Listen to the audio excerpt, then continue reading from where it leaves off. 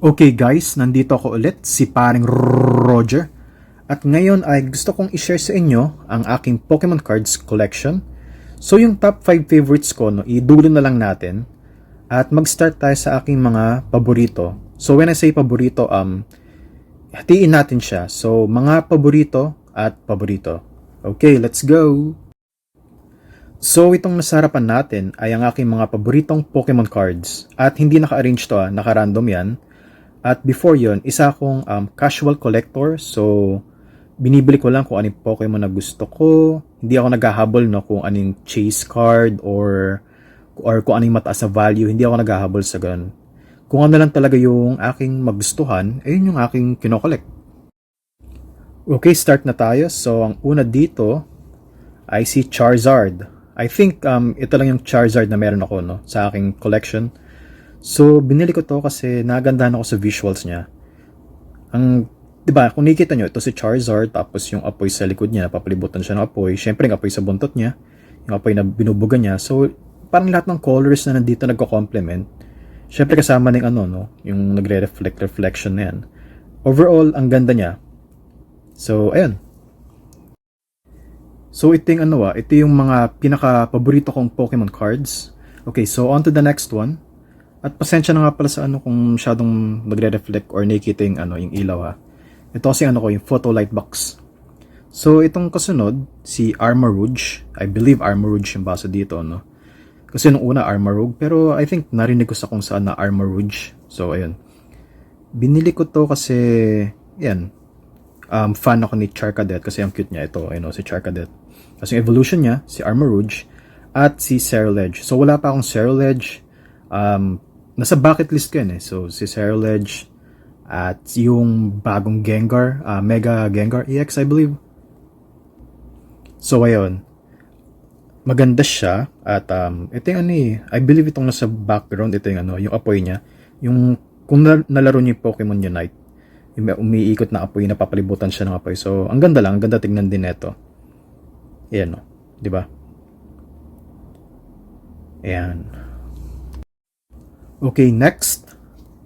Ito si Houndoom. Kung makikita nyo lang, may from Japan. Kasi yung mga in-order ko from Japan na, kung meron akong extra plastic, nilalagay ko tapos sinusulatan ko. Kasi syempre, di pa nakapot ng Japan. Pero sa akin, parang siyang big deal na na-order ko siya from Japan. So I think majority ng Pokemon cards ko parang Japanese. So ito naman si Houndoom. Wala lang, trip ko lang siya. Nagandaan lang ako dito. Ayun.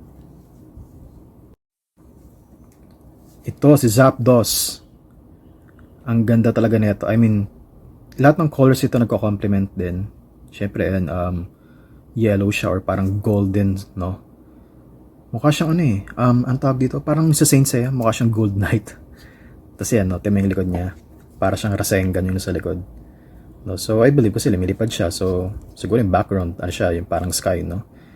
Tsaka yung mga pattern sa ganito, ang ganda, parang wavy yung itong itong pinaka card, no, itong parang hindi ka niya mga parang wave mga stig lang. Next, Scizor. Ayun, wala nang ibang masabi dito, pero si Scizor, nung naglalaro pa ako ng Pokemon Unite, si Scizor lagi kong gamit, and most of the time MVP. And sunod, Phalanx or Phalanx, wala lang, cute lang siya, no. Ayan, para siyang isang batalyon ng na something like na parang puppy or Ito, si Raboot. Wala lang, nakakita lang ako kay Raboot. Lalo nung yung sa naparod ko yung Pokemon, no? Yung sa kasama si Raboot. Para siyang rebelding teenager. Parang cute lang, Raboot. At ito, Jolteon, Flareon at si Vaporeon. Kung mapapansin nyo, merong 4 grading kasi gusto kong ipa-grade to. So, siyang ipa-grade tapos it doesn't matter to me kung PSA 10 siya, PSA 7, I don't really care. Gusto ko lang makita tong nasa slab and graded kasi di-display ko siya. Ayan, tingnan nyo naman, ang ganda kasi. Sobrang proud ako na kompleto ko tong tatlong to. Yan. Ayun, si Scizor ulit. Sa pagkakalala ko, in-order ko rin to from Japan. Ang cool niya, no? Pati si Scyther pala, no? Kaso, Wala ako ng ng Scyther na maayos na Scyther na Pokemon card. Ito, si Blaziken. Tignan nyo, napakabangis. Yung likod niya parang parang Cosmos. Parang Saint Seiya din to na Gold Knight yung itsura niya. Ang cool, oh. Stig. Nung nakita ko na napaano talaga ako. Yeah, boy. At ito, si Greninja. Wala lang. Ang cool lang, no? Parang alam mo yung vibes, parang Naruto. Gengar. So, sabi ko nga, yung isa sa nasa bucket list ko, yung Mega Gengar EX ata yan, or basta yung recent lang na yung labas nun. So, ito si Gengar. I think easily, no, si Gengar nasa top list talaga ng mga yan, Pokemon fans. Ganda, no? And then, Zapdos ulit. Ayun, ang ganda ng dito, yung lightning bolts. Ayun, no? Ang suwabe. Parang siyang ready magsabong. Okay, last two cards. At hawak ko si Kyogre. Well, wala kang ibang masabi. Ang cool lang talaga. At si Groudon. Yan, from Japan din to. Ayan. Ang ganda ng itsura lang kasi talaga nito. Para siyang comics yung style niya. At may isa pa akong gustong Groudon yung illustration rare ata yun. Basta yung nakatayo lang siya. Tapos sa background may volcano, may lava ata yun. Ayun. So next time order ako nun, ngayon lang talaga pricey. So baka mas tamas pa yung presyo niya. Pero yung lang talaga, yung pinaka priority ko sa bucket list ko, si Ceruledge. At yung Mega Gengar EX na kanina ko pang sinasabi. So tapos na tayo sa aking mga pinaka-favorites. So, dito tayo ngayon sa aking favorites. Okay, let's start with Magneton. Ayan siya. Ang ganda ng niya. Parang golden something. And Alolan Marowak. Siyempre, kung may Marowak ka, meron ka ding Cubone. Ako may Cubone. Pakita ko mamaya. And Jolteon. Di ako sure kung meron ding Flareon neto tsaka Vaporeon na, ano ba tawag dito? Parang Cosmo something. Yan, parang din siya, Parang Gold Knight ng sa Saint Seiya. Next natin ay si Machamp. Ang lupit din nito. Oh. Ayun. And then si Zapdos ulit. Cool. Tingnan nyo naman, Yung talagang yung electricity. Ang astig. Ito si Kabutops. Nung bata pa ako nung elementary days, sa pagkakaalala ko, ang favorite ko nun si Kabutops, si Hitmonlee, saka si Scyther. Di ko sure kung may Caesar na nung time na yun Basta batang 90s ako. Siguro may Caesar na nun. Pero yun, si Scyther talaga. Kabutops, Hitmonlee.